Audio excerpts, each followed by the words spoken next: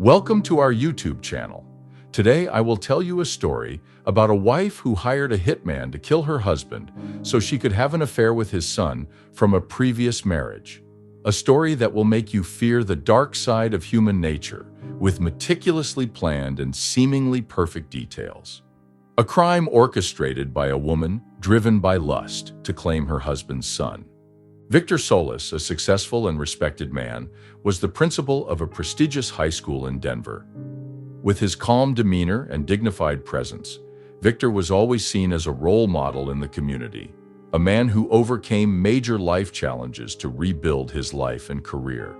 However, behind that perfect exterior was a stormy past. Before marrying his second wife, Emma, Victor had experienced a tragic marriage with Catherine. Victor's first marriage to Catherine was a bitter failure.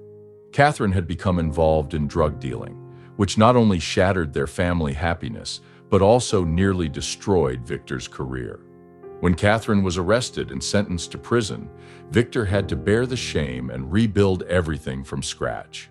He decided to start over, focusing on his two children, Lucas and Anna, while dedicating himself entirely to his teaching career. Victor's life seemed to have stabilized when he married Emma, a young and charming woman. However, his second marriage wasn't as happy as it appeared. Although Emma played the role of a devoted wife, she felt abandoned. Victor, always busy with work at the school and rarely spending time with his family, made Emma feel lonely in their marriage. His emotional neglect and coldness pushed Emma into the arms of Lucas, Victor's son with Catherine. Lucas, growing up in the shadow of a successful and demanding father, always felt pressured and looked down upon by Victor. After being expelled from college for rebellious behavior, Lucas returned home carrying complex feelings towards his father. Not only did he have a strained relationship with Victor, but he also got caught up in a dangerous affair with Emma. What started as conversations about their mutual dissatisfaction quickly escalated into a forbidden relationship, filled with lust and peril. As their affair deepened, Emma and Lucas realized there was only one way they could be free to be together. Victor had to die. Their minds were consumed by the thought of eliminating Victor, not only to free Emma from a loveless marriage, but also to stop Lucas from being controlled and belittled by his father. They began to devise a perfect plan, carefully preparing every step for Victor's murder, without leaving any trace that could lead back to them. With determination and resentment, Emma and Lucas embarked on their murderous plot, a plan that, if successful, would grant them the freedom to continue their illicit relationship. They knew that if they wanted to avoid detection, they had to create a perfect crime scene, making Victor's death look like an accidental robbery. All evidence had to point to someone else, and they needed an unshakable alibi to clear them of any suspicion. Lucas was the one who directly contacted Carl, a professional thief. Carl had extensive experience with burglaries in wealthy neighborhoods, where he could easily steal valuable items without leaving a trace. Lucas met Carl at a small bar far from the city center, where the two could discuss the plan without attracting attention. Lucas explained clearly that Carl wasn't just there to steal, he had to kill Victor, making it look like a robbery gone wrong.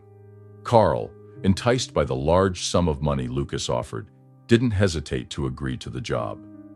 While Lucas handled hiring Carl, Emma focused on creating other fake evidence to mislead the police after Victor's death. She knew the police wouldn't easily accept a simple robbery and would need a clear motive to make Victor's death seem logical in their eyes. Emma started fabricating fake financial records, showing that Victor was involved in shady business deals with dangerous partners. She crafted fake emails where Victor was threatened by business rivals over unpaid debts. Emma also added fake bank transactions and threatening messages to be found after Victor's death, painting a picture of a man being hunted by those who wanted him dead. To further ensure no one would suspect them, Emma and Lucas decided to host a small party on the very night Carl would break in and kill Victor. The party would serve as the perfect cover, providing both of them with solid alibis. They invited a few close friends and neighbors to their home. people who could testify that Emma and Lucas were both present at the time of Victor's murder. During the planning process, Emma and Lucas carefully discussed every small detail, from how Carl would enter the house to which items he would take to make the crime more convincing. They even rehearsed how they would react when Victor was discovered, preparing emotional lines to appear shocked and grief-stricken. This small party would be the key to diverting the police's suspicion. While the guests were enjoying themselves and chatting, Lucas would quietly slip away, leading Carl into the house through the back door. After Carl completed the job, Lucas would return to the party unnoticed. Meanwhile, Emma would continue playing the role of a loving wife, blending into the celebration to ensure that no one suspected anything. Their plan seemed flawless, with a professional thief executing the murder, fabricated evidence of dangerous financial dealings, and rock-solid alibis from the party. Emma and Lucas believed they would escape guilt and live freely once Victor was dead. But what neither of them knew was that in a perfect plan, there are always unforeseen risks. That night, the Solis household was filled with laughter and conversation from the small gathering Emma had organized. The guests suspected nothing and didn't even notice when Lucas quietly slipped away for a few minutes. They continued chatting, clinking glasses of wine, completely unaware that in a hidden corner of the house, a dark crime was unfolding. Lucas opened the back door for Carl, the professional thief he had hired, allowing him to sneak into the house. Carl, with a cold, calculating expression, swiftly moved through the hallway, ready for the task he had been given. Everything was in place, and now it was time for Carl to play his part in the plan. Without hesitation, Carl went straight to the study where Victor was sitting, completely oblivious to the fate awaiting him. Carl took the iron bar he had brought with him and struck Victor hard on the head, just as he turned to see the intruder. The blow was so powerful that Victor collapsed immediately, blood spilling from his head and staining the floor. Carl continued to follow the plan as instructed by Lucas. He overturned furniture, ransacked drawers and bookshelves to stage the scene as a genuine robbery. Valuable items like watches, jewelry, and a few electronics were hastily shoved into a large bag. The room now appeared chaotic, filled with signs of a violent struggle, as if Victor had tried to defend himself before being overpowered. Every detail was meticulously planned, from the bloodstains on the floor to the traces Carl deliberately left to mislead the police. After finishing the job, Carl returned to meet Lucas, waiting for him at the back of the house. But what Carl didn't expect was that Lucas was ready to end the story, along with Carl's life. As soon as Carl stepped outside, Lucas quickly pulled out the knife he had hidden in his jacket pocket. Without giving Carl a chance to react, Lucas plunged the blade into his back, a fatal strike to the heart. Carl collapsed to the ground, his eyes wide open in shock and terror for the last time. He died instantly, without even a chance to scream. Lucas looked down at Carl's lifeless body, blood pooling across the cold ground. A wave of disgust rose within him, but it was also accompanied by relief, knowing that there were no more witnesses left to expose their crime. Lucas swiftly dragged Carl's body into a hidden corner of the garden, where he had already prepared a spot. He hurriedly covered the body with garden materials, ensuring no one would find Carl until they were safely out of suspicion. Returning to the party, Lucas washed his hands and rejoined the guests, blending back into the laughter and conversation as if nothing had happened. Emma glanced at him, her eyes filled with meaning. Everything had gone according to plan. Victor was now dead, and no one could witness the crime they had committed. The next morning, Anna returned home after spending the night at a friend's house. She expected nothing more than to find her father working in his study as usual, but what she encountered shattered her world completely. As she entered the living room, Anna sensed something was wrong. The room, usually tidy, was now in disarray, with overturned furniture and papers scattered everywhere. Her heart pounded as she approached her father's study. And then she saw Victor lying motionless on the floor, a large pool of dried blood around his head. Anna screamed in horror. She quickly grabbed her phone and dialed 911, her voice trembling and barely audible. "My father. He's not breathing. There's blood everywhere." The police arrived at the scene immediately. They cordoned off the house, inspecting every corner to determine the cause of Victor's death. At first glance, the crime scene led the investigators to believe it was merely a botched robbery. The back door showed signs of forced entry, and several valuable items like watches and jewelry were missing. The fatal blow to Victor's head, combined with the chaos in the room, further supported the theory that he had been killed while trying to fend off a thief. However, not everyone was fully convinced. Detective Sarah Mulholland, an experienced investigator, began to sense that something was off about the crime scene. At first, everything seemed clear, a robbery gone wrong, leading to murder. But the more closely Sarah observed, the more she noticed oddities. First, the chaos in the room. It was too perfect, as if someone had deliberately staged the scene. A few valuable items, like the large flat-screen TV and some antiques, had not been taken, things no thief would have ignored. She scrutinized every detail, from the bloodstains to the placement of furniture and the traces on the windows and doors. Mulholland was not only skilled in investigative techniques, but she also had incredibly sharp instincts. Throughout her years on the job, she had encountered many staged crime scenes, and in this case, she couldn't shake the feeling that everything had been too carefully arranged. This suspicion grew even stronger as she began to interview the people present at the scene. Emma appeared utterly distraught. Tears streamed down her face as she recounted how Victor had stayed home while she and Lucas were hosting a small gathering with a few close friends. She insisted that neither she nor Lucas had any idea what had happened until Anna discovered the body. Emma played the role of a desperate wife to perfection. Her voice trembled, her eyes red with tears. Everything was flawless for her act. She even showed fear when asked if Victor had any enemies. "He didn't have anyone who would want to harm him. I can't believe this is happening." Lucas, however, could not maintain his composure as perfectly as his stepmother. Though he tried to act normally, under more intense questioning, Lucas began to show signs of anxiety. His eyes darted around, his hands trembled, and his speech became stammered as he recounted the events. Mulholland noticed these signs and started focusing more on Lucas. He answered every question nervously, and when asked about his relationship with his father, there was a moment of hesitation that further deepened Mulholland's suspicions. While Lucas didn't reveal much, the difference between him and Emma was stark. Emma, with the perfect appearance of a grieving wife, showed no signs of guilt. She controlled her emotions masterfully, leaving no cracks for Mulholland to exploit. But Lucas, with his fragile nature and tension, slowly began to reveal small cracks in his facade. This only pushed Mulholland to continue watching him with growing suspicion.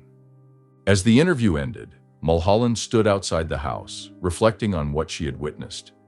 The crime scene appeared to have been staged too perfectly, and the inconsistencies in the behavior of those involved left her unable to dismiss the theory that this wasn't just a simple robbery. During the investigation, the police quickly found clues linking a well-known thief to the crime. They discovered traces connected to Carl, a notorious burglar with a long criminal record for breaking into wealthy neighborhoods. The signs of the break-in at Victor's house matched Carl's methods. This was a major breakthrough in the investigation, and the detective team, including Sarah Mulholland, believed they had traced the perpetrator. However, what was strange was that Carl seemed to have vanished without a trace. He left no sign of his whereabouts, and all the places he was known to frequent yielded no information. It was as if Carl had disappeared off the face of the earth after the murder. The police assumed that he was on the run after the botched robbery, further supporting the theory that the crime had been a robbery turned murder. Carl's mysterious disappearance was exactly what Emma and Lucas had hoped for. Carl had been killed by Lucas immediately after completing the job, and his body had been carefully hidden. With Carl's disappearance, all suspicion shifted onto him, completely diverting the investigation away from Emma and Lucas. With a cold calculation, Emma felt increasingly confident that everything was going according to the plan she and Lucas had devised. With no Carl, no witnesses, it seemed that Victor's death would forever remain a failed robbery. However, Lucas didn't feel as comfortable as Emma. Although everything outwardly appeared to be going smoothly, Carl's disappearance only added to Lucas's growing anxiety. He couldn't stop thinking that perhaps they had overlooked something, a detail that could unravel everything. Nightmares about Carl's death began to haunt him, and every time the police mentioned Carl's name, Lucas felt a surge of fear. Though the plan seemed perfect, in Lucas's mind, the sense of unease grew larger, pulling him deeper into a spiral of anxiety and panic. Emma, always calculating and sharp-minded, knew she couldn't rely on Carl's disappearance forever to avoid suspicion. If the police failed to find Carl, they would start looking in other directions, and at that point, the risk of them turning their attention back to her was very real. To ensure the plan wouldn't collapse, Emma decided to create a new lead by framing Richard Kavanaugh, Victor's former business partner, with whom he had clashed over a failed real estate project. Emma skillfully fabricated false evidence, creating financial documents and fake email exchanges that suggested Victor and Kavanaugh had engaged in heated disputes over unpaid debts. She crafted emails where Kavanaugh appeared furious and even hinted at revenge if Victor didn't settle his debts.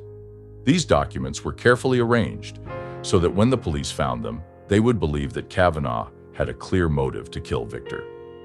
Not stopping at financial documents, Emma also fabricated details about Victor expressing concerns for his personal safety to close associates. She did everything she could to suggest that Victor had been threatened by Kavanaugh before the crime occurred. Emma's goal was to make the police believe that Kavanaugh had a hand in the murder for revenge and to cover up his dark business dealings. After finding this evidence, the police quickly shifted their investigation toward Richard Kavanaugh. They began questioning him and examining his recent business activities. It seemed that every clue led back to Kavanaugh, making him the prime suspect in the case. Emma felt a deep sense of satisfaction watching the police focus all their attention on the innocent man she had perfectly framed. With Kavanaugh now under suspicion, Emma was confident that she and Lucas were completely safe. But while Emma felt sure she had everything under control, Lucas began to doubt her loyalty. He started realizing that Emma might be willing to betray anyone if it meant securing her own safety. This thought grew larger in Lucas's mind, making him increasingly wary of Emma. He began to wonder if she was preparing another plan to shift all the blame onto him if the police started suspecting her. Lucas's anxiety kept growing, and he started to feel that he too could become the next victim in Emma's dangerous game. Lucas had not been able to sleep peacefully in recent days. The more he thought about Emma's cunning and cold nature, the more terrified he became. Emma had proven that she could manipulate everyone, including the police, to ensure she always stayed on top. And now, Lucas couldn't help but think that he might be her next target. One evening, while rummaging through Emma's office, Lucas discovered a folder and some unsent emails on her computer. They were filled with incriminating details about him, showing that he had hired Carl and documenting secret transactions that Emma had cleverly forged under Lucas's name. All the evidence pointed to Lucas as the true mastermind behind Victor's murder, with Emma portrayed as an innocent party caught in his plan. Like a blow to the chest, Lucas realized that Emma had already prepared to pin all the blame on him if things went wrong. His heart pounded as he faced this truth. Emma, the woman he had trusted and planned Victor's murder with, could betray him without a second thought. With the evidence in hand, Lucas immediately confronted Emma. "You've been planning to betray me, haven't you?" Lucas snarled, clutching the incriminating documents tightly. Emma, as calm as ever, didn't flinch. "What are you talking about, Lucas? It's just part of the backup plan. If things go wrong, we need a way out. Don't make a big deal out of it." But Lucas no longer believed her. Emma's calm demeanor only intensified his fear. He began to panic, feeling as though he was being hunted, unsure of whom to trust or how to act. Now the enemy was no longer the police, but the woman standing before him. Emma, the person he had once considered an ally. Lucas never could have imagined that the smallest details of his plan would become his greatest threat. As the police began to investigate more thoroughly, they discovered several stolen items sloppily hidden in the basement of the house, a place Lucas had thought would be safe. These items included watches, jewelry, and some of Victor's personal belongings. The most damning evidence was the fingerprints, Lucas's fingerprints, found on them, despite his efforts to be careful and leave no trace. What Lucas didn't know was that Emma had planned everything in advance. She had skillfully led Lucas into the trap she had set from the beginning. The items he hid were actually placed there at Emma's suggestion, subtly guiding him to store them in that exact spot. When the police discovered the evidence, all clues pointed directly to Lucas as the perfect mastermind behind the murder. The police no longer had any doubts. Lucas was the one who killed his father in a staged robbery. With no way out, Lucas was arrested immediately. He tried to explain, but every word now seemed meaningless in the face of such clear evidence. Lucas felt surrounded by betrayal and despair, realizing that the woman he had loved and trusted, Emma, was the one who had orchestrated everything leading to this inevitable end. As Lucas was escorted out of the house in handcuffs, Emma stood there, cold and unaffected. She played the role of a heartbroken and helpless widow to perfection. She left no trace, no connection to the crime, and now she walked away from the whole situation with her hands completely clean. Victor's funeral was held in a solemn and somber atmosphere. Emma stood before her husband's coffin, dressed in mourning black, holding a white rose, perfectly embodying the role of a grieving wife. The attendees whispered about the tragedy of the Solis family, about Victor's tragic death and Lucas's downfall. Everyone believed that Lucas, out of jealousy and rebellion, had planned his father's murder, and Emma was merely the victim of an unforeseeable tragedy. No one, not even the closest friends, suspected that it was Emma who had manipulated everything from the start. Lucas was now sentenced to life in prison with no chance of parole. He was left in a dark cell, bewildered by what had happened, by the betrayal of the woman he had once trusted. But with all the evidence against him, he could do nothing but accept his fate. After the funeral, Emma returned to the empty house, now devoid of both Victor and Lucas. She quietly walked through the rooms that now belonged solely to her. Finally, she sat down in front of a photograph of Victor, a cold smile playing on her lips. Everything had gone exactly according to her plan, and now she was completely free. But in her eyes, there wasn't just satisfaction. It was the look of a woman who wasn't done yet. Emma was already preparing for her next move, a new plan, a new target.